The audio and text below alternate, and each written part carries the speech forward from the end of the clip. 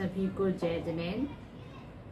नमो अरिहंताणं, नमो सिद्धाणं, नमो आयरीयाणं, नमो वज्रायाणं, नमो लोये सौपसाणं। बोलिए आदिनाथ भगवान की जय। संत शिरोमणि आचार्य गुरुदेव श्री विद्यासागर जी मुनि महाराज की जय। आज हम ग्रंथ लिपि की कक्षा में उपस्थित हुए हैं। भारत की बहुत सी प्राचीन लिपियों में से ये ग्रंथ लिपि एक लिपि है। इसका उद्भव 7वीं 8वीं शताब्दी का माना जाता है और उस समय की ही लगभग शारदा लिपि कहलाई और इसका उद्भव ब्राह्मी लिपि से जाना जाता है। कालांतर में ब्राह्मी लिपि का विकास दो प्रवाह की तरह हुआ, एक उत्तरी ब्राह्मी और एक दक्षिणी ब्राह्मी। तो जो उत्तरी ब्राह्मी से शारदा लिपि, गुरुमुखी लिपि, प्राचीन नागरी लिपि, मैथिली लिपि, नैवारी लिपि, बंगला लिपि और उड़िया लिपि, कैथी लिपि, गुजराती लिपि आदि लिपियों का विकास हुआ। और दक्षिणी ब्राह्मी से दक्षिण भारत की मध्यकालीन तथा आधुनिक कालीन जितनी भी लिपियां थीं, जैसे तमिल लिपि, तेलुगु लिपि, मलयालम लिपि, ग्रंथ लिपि, कन्नड़ी लिपि, कलिंग लिपि, तुलु लिपि, नंदी नागरी लिपि, पश्चिमी तथा मध्य प्रदेशी आदि लिपियों का विकास हुआ। इस प्रकार हम समझ सकते हैं ग्रंथ लिपि ब्राह्मी लिपि से निकली हुई है और ये ग्रंथ लिपि शारदा लिपि के समकक्षी मानी जाती है या उसके पूर्व की लिपि कहा जा सकता है। इसका प्रचलन मुख्यतः दक्षिण भारत के मद्रास रियासत के तमिलनाडु व समीपवर्ती जो कर्नाटक है, केरला, आंध्र प्रदेश, इन प्रदेशों में अधिकतर रहा है। ग्रंथ लिपि ताड़पत्रों पर लिखी जाने वाली सबसे अधिक उपयुक्त लिपि मानी जाती है। यह एक नुकीली कील के द्वारा लिखी जाती है। किसी भी शिलालेख पर या ताम्रपत्र पर इसको कील के द्वारा खोद करके लिखा जाता है और फिर जो अक्षर बनते हैं उन अक्षरों में काली स्याही भर दी जाती है जिससे कि वो अक्षर दिखने लगते हैं। बिना स्याही भरे भी अक्षर दिखाई देते हैं। ऐसी भी कई ग्रंथागारों में पांडुलिपियां उपलब्ध हैं ग्रंथ लिपि की जिनमें स्याही नहीं भरी है। अर्थात इस का ये फायदा है कि कभी मान लीजिए यदि उन पांडुलिपियों पर वो जो ग्रंथ लिपि के अक्षर खुदे हुए हैं उनमें स्याही भरने के बाद यदि स्याही का रंग उड़ जाए या कुछ उसमें धूल मिट्टी जमा हो जाए तो भी उन अक्षरों को पढ़ा जा सकता है। और ऐसे आज कई ग्रंथ हैं जिनमें मतलब वो स्याही नहीं भरी है उन शब्दों में, तो भी उनको पढ़ा जा सकता है ताम्रपत्रों पर या उस पर ताड़पत्रों पर।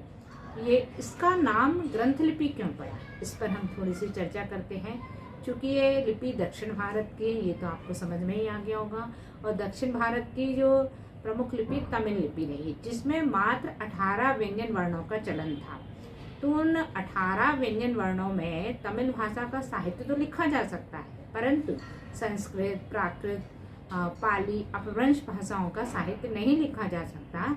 इसलिए संस्कृत जैसी आदि भाषाओं के ग्रंथ लिखने के लिए इस लिपि का आविष्कार हुआ और ग्रंथों की लिखे जाने के कारण से इस लिपि का नाम भी ग्रंथ लिपि या ग्रंथम लिपि माना गया।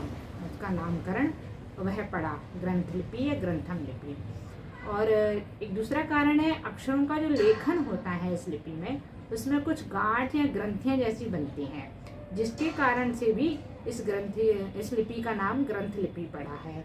और मतलब सबसे पहले हमें ये समझ में आना चाहिए इस ग्रंथ में सबसे ज्यादा ग्रंथों को लिखने के कारण से इसका नाम ग्रंथ लिपि पड़ा है। दक्षिण भारत के जो विद्वान लेखक होते हैं वे अक्षरों में सुंदरता लाने के लिए उन्हें थोड़ा सा गोल आकार, वक्राकार या मरोड़दार बनाते हैं। इसीलिए उनकी लकीरों के आरंभ में, अंत में, मध्य में कहीं भी थोड़ी कुछ ग्रंथियां भी बनाई जाती हैं और इन ग्रंथियों के कारण से ही ये लिपि ताड़पत्रों पे बहुत आसानी से लिखी जाती है और लंबे समय तक सुरक्षित रखी जा सकती है। इन्हीं कारणों से वो अक्षरों में ग्रंथियां होने के कारण से यह लिपि ब्राह्मी लिपि के अक्षरों से थोड़ी भिन्न होती गई और जो मूल ब्राह्मी लिपि थी उससे थोड़े अक्षर इसके भिन्न बनते गए। इस लिपि की बहुत सारी विशेषताएं भी हैं। ये लिपि बाएं से दाएं की ओर लिखी जाती है। कुछ लिपियां ऐसी भी होती हैं जो दाएं से बाएं की ओर लिखी जाती हैं, जैसे खरोष्ठी लिपि, अंक लिपि आदि आदि। लेकिन जैसे हमने शारदा लिपि पढ़ी, ब्राह्मी लिपि पढ़ी, ये ग्रंथ लिपि, नागरी लिपि, ये सभी लिपियां बाएं से दाएं की ओर लिखी जाती हैं। यह लिपि यानी कि ग्रंथ लिपि सर्वाधिक ताड़पत्रों पर लिखने के लिए उपयोगी रही है, सरल है और सटीक मानी जाती है। यह लिपि ताड़पत्रों पर, शिलालेख पर, ताम्र पत्रों पर नुकीली कील के द्वारा खोद कर लिखी जाती है। इस लिपि में अक्षरों पर शिरोरेखा नहीं होती। शिरोरेखा का तात्पर्य अक्षर पर जो हम रेखा खींचते हैं ऊपर, उसको शिरोरेखा कहते हैं। तो ग्रंथ लिपि में शिरोरेखा नहीं होती। इसे वैज्ञानिक लिपि भी कहा जा सकता है, क्योंकि इस लिपि में जो इसका उच्चारण है उसमें ध्वनियों के माध्यम से स्वतंत्र एवं असंदिग्ध है, इसलिए इसको वैज्ञानिक लिपि भी कहा जाता है। इस लिपि में व्याकरण सम्मत उच्चारण स्थानों के अनुसार ही वर्णों का ध्वन्यात्मक विभाजन है। इस लिपि के अक्षरों का आकार सामान्य है। इस ग्रंथ लिपि में अनुस्वार, अनुनासिक एवं विसर्ग के लिए स्वतंत्र चिन्ह प्रयुक्त किए गए हैं, जो आधुनिक लिपियों में भी यथावत प्रयुक्त किए जाते हैं। इस लिपि के अक्षर लेखन की दृष्टि से बहुत स्पष्ट और सरल माने जाते हैं। इस लिपि में अनुस्वार को अक्षर के ऊपर ना लिख करके दाईं ओर लिखा जाता है, उसके सामने लिखा जाता है। इसमें मात्राएं अक्षरों के आगे पीछे लगाई जाती हैं, ऊपर या नीचे नहीं लगाई जाती। ग्रंथ लिपि में संयुक्त अक्षरों को लिखने की परंपरा है, तो उसमें ऊपर और नीचे लिखे जाते हैं, जबकि कुछ लिपियों में दाएं बाएं संयुक्त अक्षर लिखे जाते हैं, लेकिन ग्रंथ में ऊपर और नीचे की ओर लिखे जाते हैं। इस ग्रंथ लिपि में दीर्घ ई की जो मात्रा लगती है वो आधुनिक नागरी लिपि की रेफ की तरह लगती है, और जो ह्रस्व ई की मात्रा लगती है वो दीर्घ ई की तरह लगती है। इस ग्रंथ लिपि में संस्कृत, पाली, अपभ्रंश, प्राकृत जैसी अनेक भाषाओं से युक्त साहित्य को 100% शुद्ध लिखा जा सकता है और लिखा भी गया है। इस प्रकार यह लिपि बहुत ही श्रेष्ठ है, अच्छी है, और दक्षिण भारत की जितनी भी भाषाएं हैं वो सभी भाषाएं इस ग्रंथ लिपि से ही विकास को प्राप्त हुई हैं, जैसे तमिल भाषा, मलयालम भाषा, कन्नड़ भाषा, तो सभी भाषाएं इस की जननी ये ग्रंथ लिपि को माना जा सकता है। तो आज हम इस ग्रंथ लिपि के बारे में विस्तार से अध्ययन करेंगे। चलिए देखते हैं। तो हम सभी इस ग्रंथ लिपि में स्वरों को लिखना सीखते हैं, क्योंकि वर्ण 2 प्रकार के होते हैं, आप सभी जानते हैं, स्वर और व्यंजन। तो स्वर वर्णों को लिखना सीखते हैं, क्योंकि भाषा सीखने के लिए हमें उसके वर्णों की आवश्यकता पड़ती है। उसी प्रकार से लिपि को सीखने के लिए भी हमें स्वर और व्यंजनों की आवश्यकता पड़ती है। तो मैंने आपके सामने कुछ स्वर वर्ण लिख रखे हैं जो ग्रंथ लिपि में हैं, उनका आज अपन अभ्यास करेंगे। चलिए सबसे पहले देखते हैं ह्रस्व आ, फिर दीर्घ आ, ह्रस्व ई, दीर्घ ई, ह्रस्व उ, दीर्घ उ, ह्रस्व री, दीर्घ री, ह्रस्व ली, दीर्घ ली, और ह्रस्व ए, दीर्घ ऐ। इसमें ह्रस्व दीर्घ नहीं होता, ए और ऐ, ओ, औ, अनुस्वार और विसर्ग। इस प्रकार से कुछ स्वर लिखे, साथ में अनुस्वार और विसर्ग भी यहाँ आपके सामने लिखे हैं। अब ये आपको देखने में थोड़े कठिन लग रहे होंगे, लेकिन बिल्कुल भी कठिन नहीं है। अपन इनका आज अभ्यास करेंगे तो बहुत आसानी से इनको सीख सकते हैं। देखिए कैसे सीखेंगे। सबसे पहले लिखना है ह्रस्व आ। इस तरह की एक आपने आड़ी लाइन खींची, फिर एक खड़ी लाइन खींची, फिर एक त्रिभुजाकार बनाया, इसको मिलाते हुए त्रिभुजाकार बनाया, और उस त्रिभुजाकार में यहाँ गोल घुंडी लगाते हुए इस तरह से ये हो गया ह्रस्व आ। क्या बना ये? ह्रस्व आ। इस ह्रस्व आ में ही यदि हम इसको इस तरीके से कर दें तो ये बन जाता है दीर्घ आ। क्या बन गया ये? दीर्घ आ। अब ह्रस्व ई देखते हैं अपन। ह्रस्व ई के लिए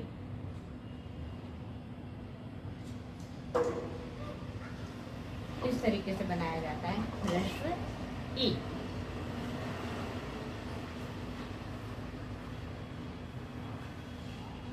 अब ह्रस्व उ देखते हैं। ह्रस्व ई के बाद में दीर्घ ई का नंबर आता है।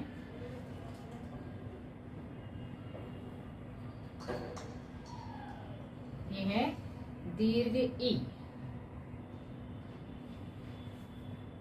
अगला स्वर दीर्घ ह्रस्व उ। ये है ह्रस्व उ, अपन देवनागरी में लिखते हैं। इसी को देखेंगे।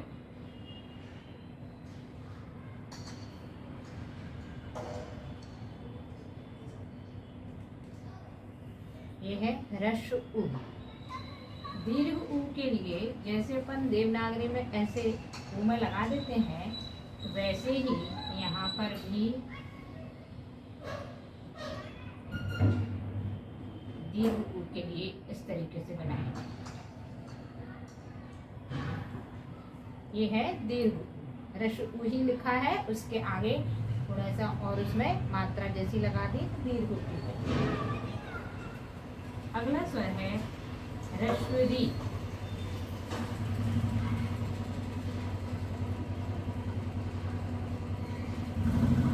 बिल्कुल आसान। ये बना ह्रस्व री। दीर्घ री बनाने के लिए जैसे अपन देवनागरी में नीचे री लगा देते हैं, तो यहाँ भी ऐसे ही अंग्रेजी का 3 लिख दिया और 3 में नीचे गोल घुंडी लगा दी।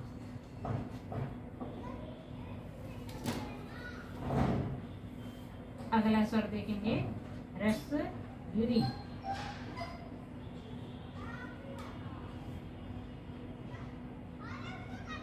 ये बना री। क्या है ये? री। अब इसको दीर्घ बनाने के लिए जैसे नीचे री लगा देते हैं, ऐसे ही उस तरफ भी जैसे दीर्घ री में अपन ने लगाया था, ऐसे इंग्लिश का 3 बना। अब अगला स्वर देखते हैं ए।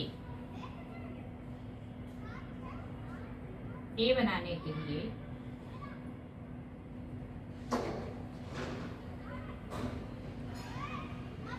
ये है ए। उसके पश्चात आई। आई बनाने के लिए क्या करेंगे? जैसे ए के ऊपर एक मात्रा लगा जाती है तब आई बन जाता है, वैसे ही एक बार ऐसे यहाँ किया तो ये बन गया आई। आई। ठीक है, ए आई दोनों स्वर हो गए। अब ओ।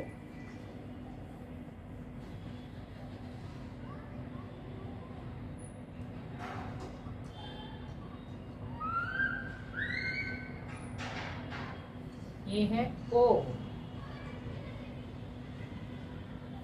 औ बनाने के लिए जैसे हम देवनागरी में 2 मात्राएं कर देते हैं, वैसे ही ओ के आगे इस तरह से बना देने से औ स्वर हो जाए। इस प्रकार ये पूरे स्वर हुए। 14 स्वर होते हैं भाषा में, ये 14 स्वर हुए। उसके बाद 2 चीजें और हैं, अनुस्वार और विसर्ग। ये योगवाह कहलाते हैं और इनकी जो मात्रा होती है वो विसर्ग और अनुस्वार, स्वर और व्यंजन दोनों के ऊपर लगाई जाती हैं।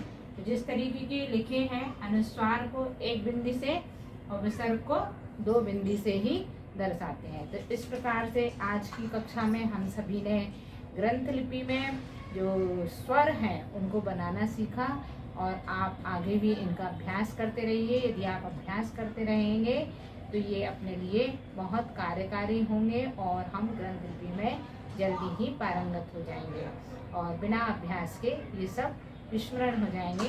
तो मैं आशा करती हूँ आप सभी लोग इस ग्रंथ लिपि का अच्छे से अभ्यास करेंगे। नमो जिडाल।